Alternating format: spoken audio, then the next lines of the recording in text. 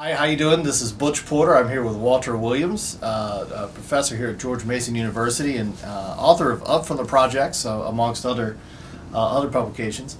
So, Dr. Williams, how you doing? Okay. Well, thanks for being with us this morning, man. I really appreciate it. I wanted to start off by just asking you.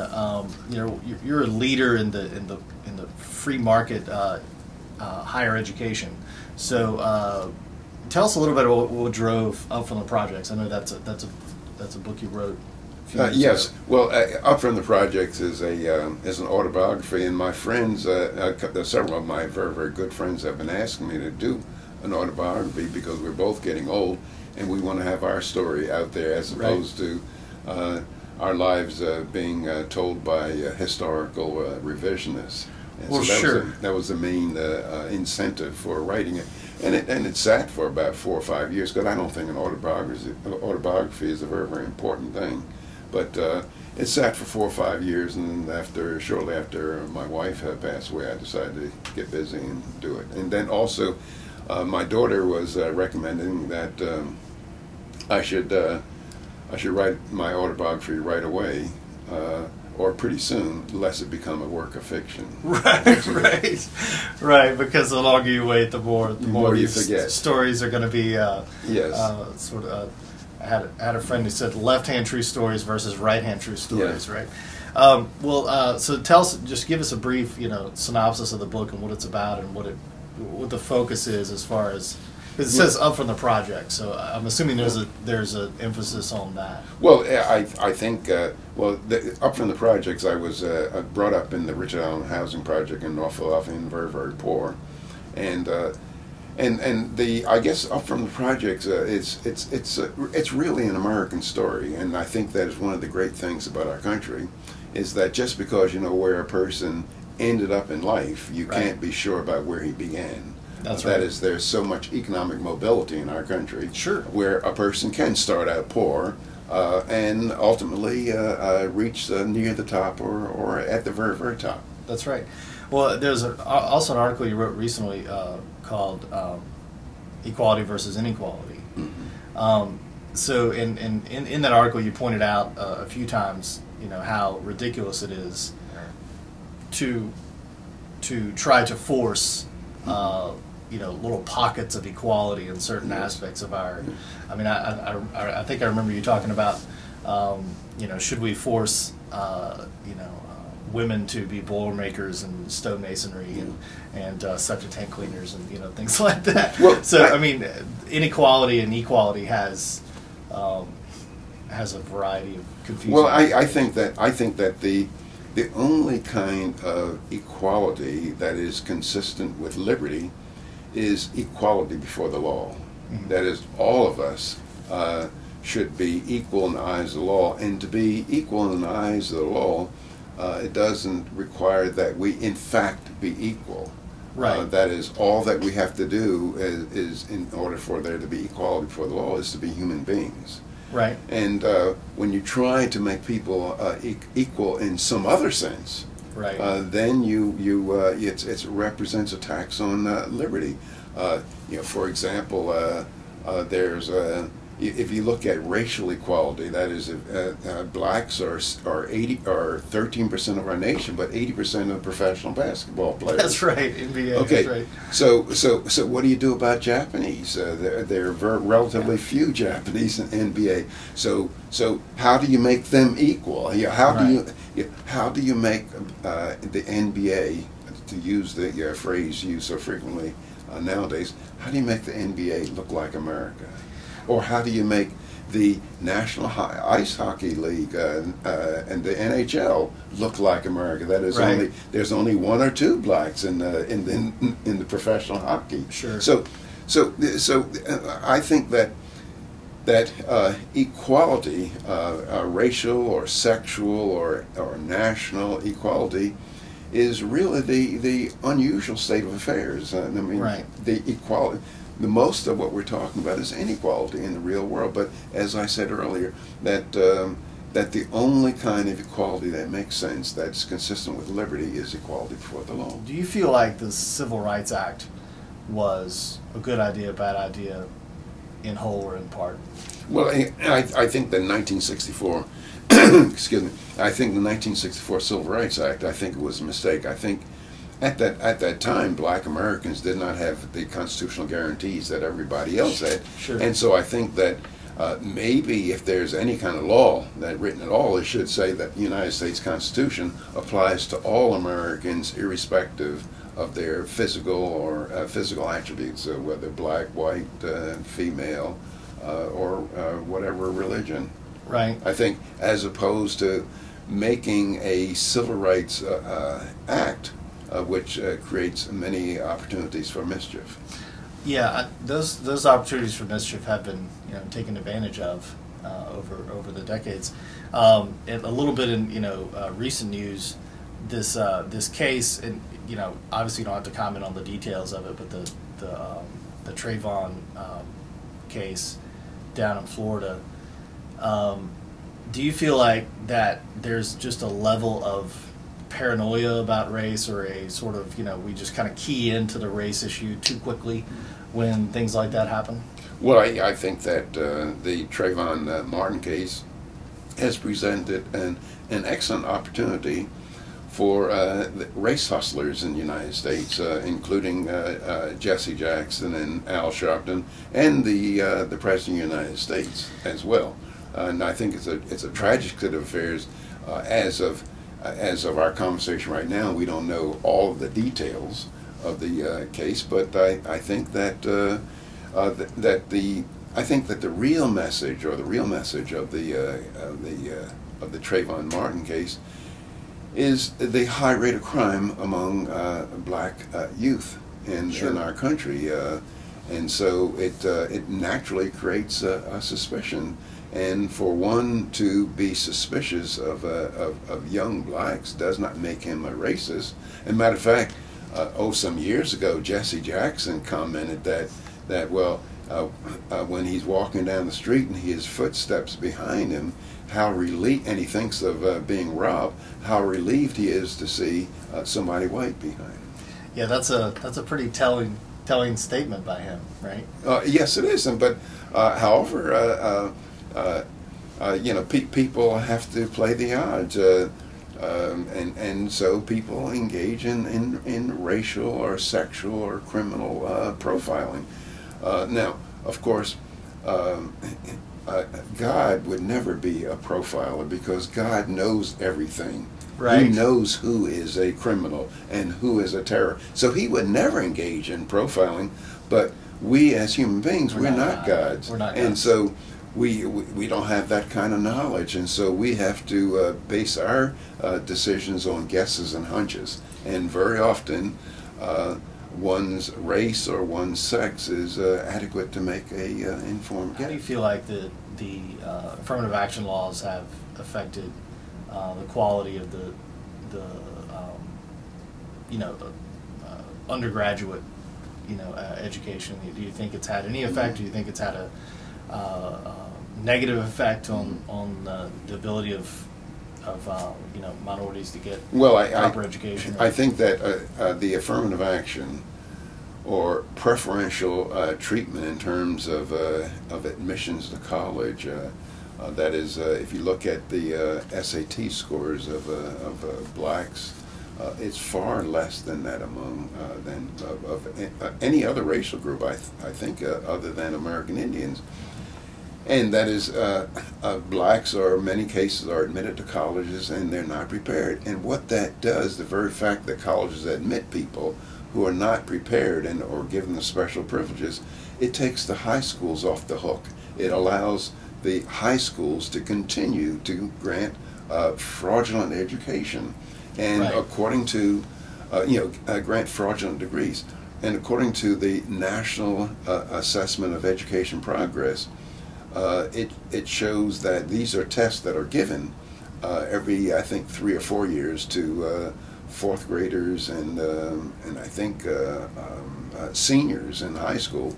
It turns out that the average black kid who's a senior in high school he has the skill level of an average white kid who's in the 7th or 8th grade in terms of math and English and reading. Right. But nonetheless, very often, the high schools will grant a high school diploma. And it's fraudulent in the sense that the school is offering him a high school diploma that attests that he can read and write at the 12th grade level, when in fact he might not be able to read and write and compute at the 8th grade level. And so that is fraud. And when the colleges engages in affirmative action and admits such a person, well, it allows the high schools to continue to practice fraudulent education. Well, sure. I mean, it kind of creates it. I mean, I've heard it said before that you know, if our higher education system didn't focus so much on trying to convince people to go to college, that maybe should be doing something else. I mean, my brother, for instance, can make anything, fix anything, create anything. He's very good with his hands and can make things.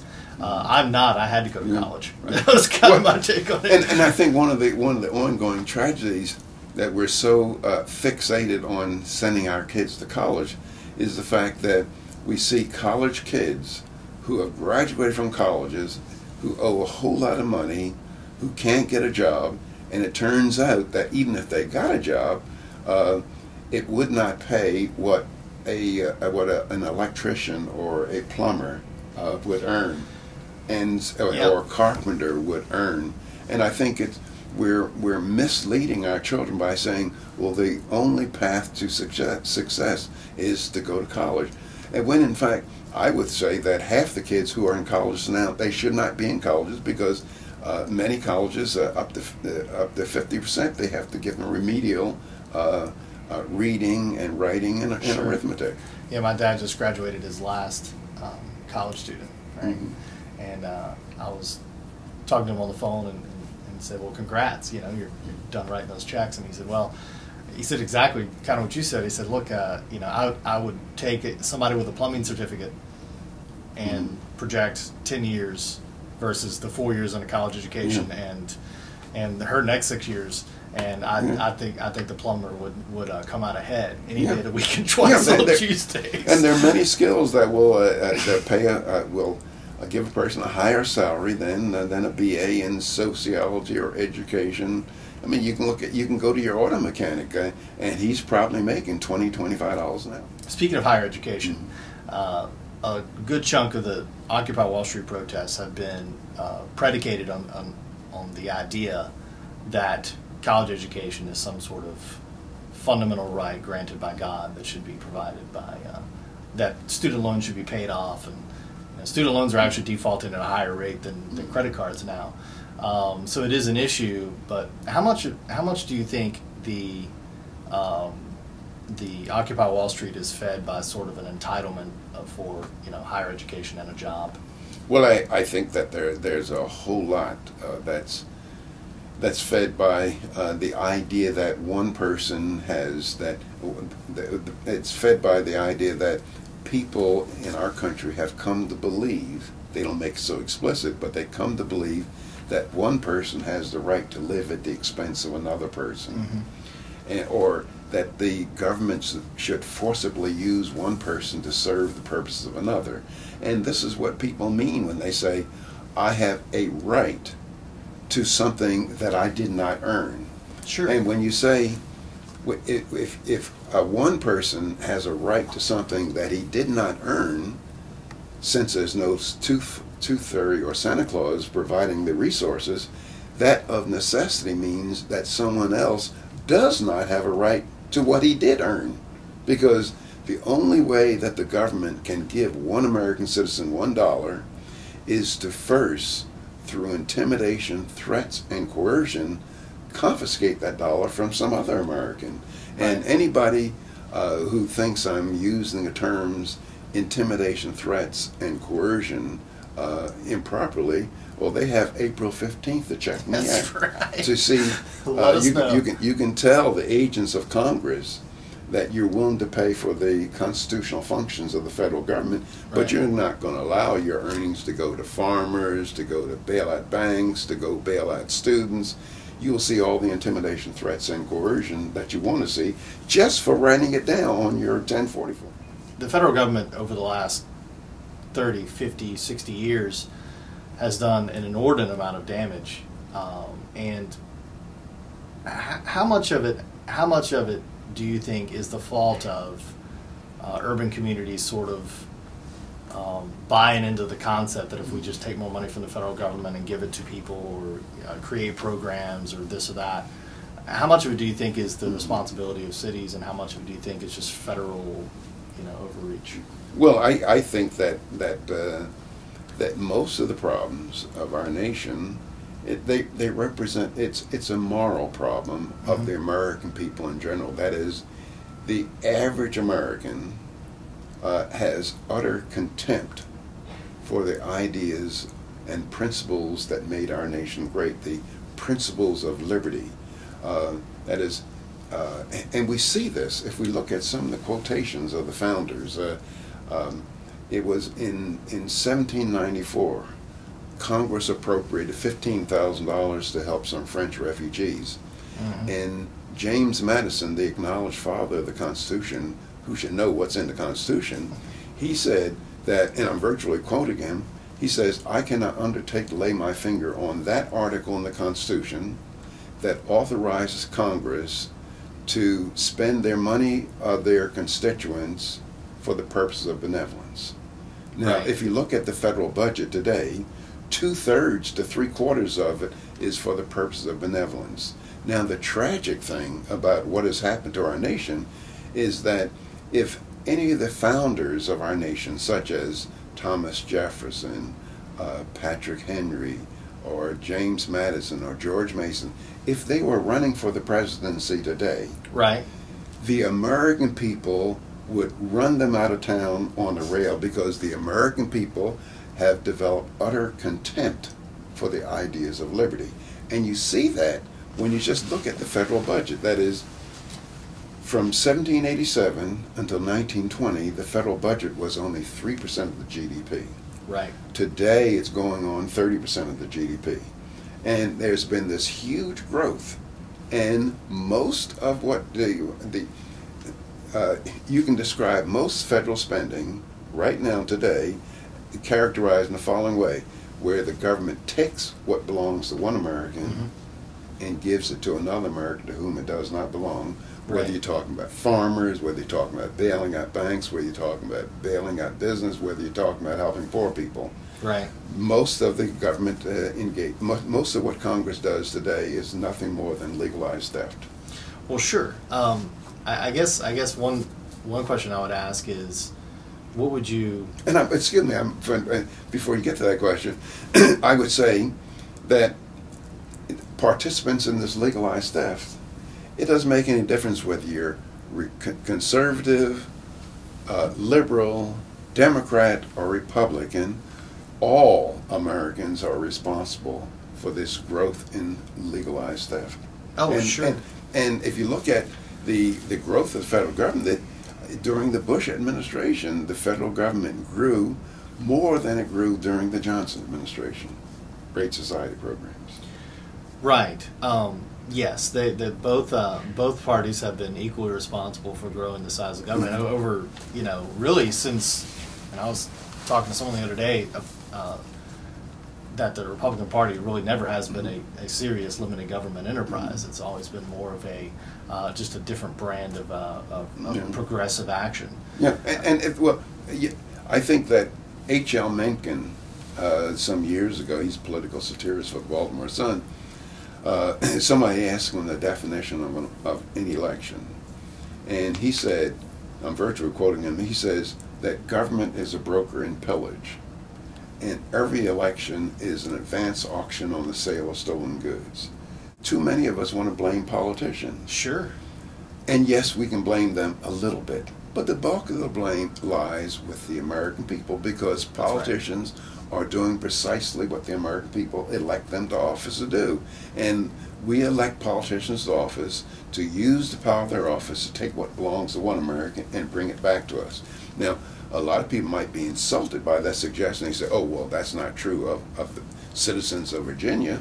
Well, imagine I'm running for the United States Senate for Virginia, and I go back and forth across the state, and I tell my fellow Virginians, look, I've read the United States Constitution, And so if you elect me to office, don't expect for me to bring back That's right. billions of dollars in aid to higher education. It's not in the Constitution. Highway construction funds, it's not in the Constitution. Do you think that the people of Virginia would elect me to the That would be Senate? excessively popular, right? Yeah. I mean, basically, my job is to get in there and do less for you. And, That's a hard sale. And see, the people of Virginia would be acting absolutely right by not electing a person such as me to the United States Senate, because if I don't bring back billions of dollars to the state of Virginia, it doesn't mean that Virginians will pay a lower federal income tax. Right. All that it means is that North Carolina will get it instead. That's right. So once legalized theft begins, it pays for everybody to participate, and those who don't participate will wind up holding the brown end of the Like stick. we're doomed as a result of this Well, phenomena. well, people have asked me what can be done, and I say, look, is it a bit arrogant of us as Americans to think that we're any basically different than the Romans, or the French, or the Portuguese, or the Spanish, or the British? These are great empires of the past who went down the tubes for precisely the things that we're doing, bread and circuses. Sure. I mean, if you look at it, in 1787, during Queen Victoria's Jubilee in London, Right. if someone had suggested that Great Britain would become a third-rate nation, challenged on the high seas by a sixth-rate nation and almost lose in the case of Argentina, Sure. you would have been put in the insane asylum. That is, nobody would ever think that Great Britain would become a third-rate nation, much less challenged on the high seas. I mean, they had the mightiest naval force in world history, but it went down the tubes. Now, Right. that might be the future for us as a nation. Nobody would think today Right. that maybe Mexico will take back California and Texas. Right. But, give us time. It is possible. Yes. It is possible. So, I guess I guess my question is, not to sort of beat that same theme, but to beat that same theme. If you had to advise and I want to focus on sort of urban areas where because the truth is most statewide elections are controlled by, urban nightmares. Mm-hmm. So, if you had to send a message to the people who are concerned about liberty and do think there are obviously better solutions to problems of poverty and inequality, etc., what can people do in, say, urban areas or in areas where poverty is a problem or unemployment is a problem, or I don't have any suggestions to people. No advice? My suggestion to people is to be able to hold enough resources, as I tell my daughter, and say, look, I think you ought to be able to save at least $30,000 or $40,000 in gold and silver coins, enough to be able to get out of this country. That is, enough to be able to go to some other country and start all over again when things get bad. Right. I mean, people, Germany got bad, or people in Austria, Jews in Austria, they should have been able to get out earlier. So what I'm saying is that be in a position to protect yourself. Now, not everybody can, but I'm saying that Right. it might be a prudent thing to have enough resources to be able to get out of our country. Yeah, that's and that's a tragedy. That's a realistic thing, because if you look at throughout history, people have been bringing their money and their wealth, fleeing high tax jurisdictions, Sure. coming to the United States.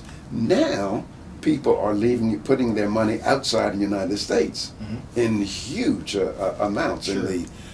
In the Caribbean islands and in Switzerland and Liechtenstein and other places, because they fear our government. I'm sure you've followed the issue, but I don't know if you heard some of the oral arguments of the Supreme Court in front of the Supreme Court yesterday regarding the health care bill. Do you feel like it matters whether the health care bill is upheld or not? Or I think it matters greatly. Yeah. I think if Some have argued Congress that it's if Congress can inevitable. force us to set up contracts with an insurance company, force us to buy insurance, well, what's the next step? What's the next step? Food.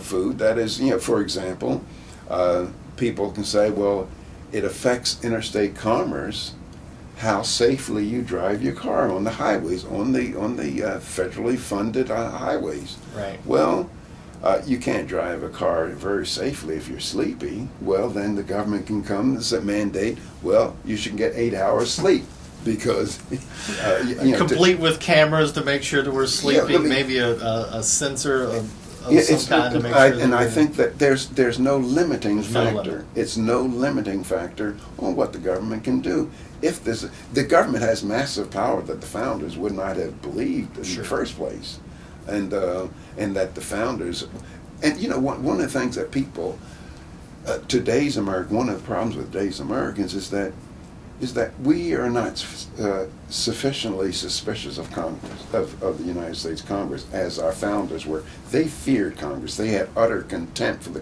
Congress. Right. And if you look at the language of the United States Constitution, it's not a very trusting language. And I mean, that is, if you look at the Bill of Rights, look at the language of the Bill of Rights. It says things like, Congress shall not disparage, Congress shall not prohibit, Congress shall not infringe. Demonstrating a deep distrust for Congress. That's right. But, That's right. But matter of fact, I always tell people that when we die and at our next destination, if we see anything like a Bill of Rights, we know that we're in hell. That's right. Because the Bill of Rights in heaven would be an affront to God. Right. It would show. It would suggest that we cannot trust God. That's very well put. That's very well put.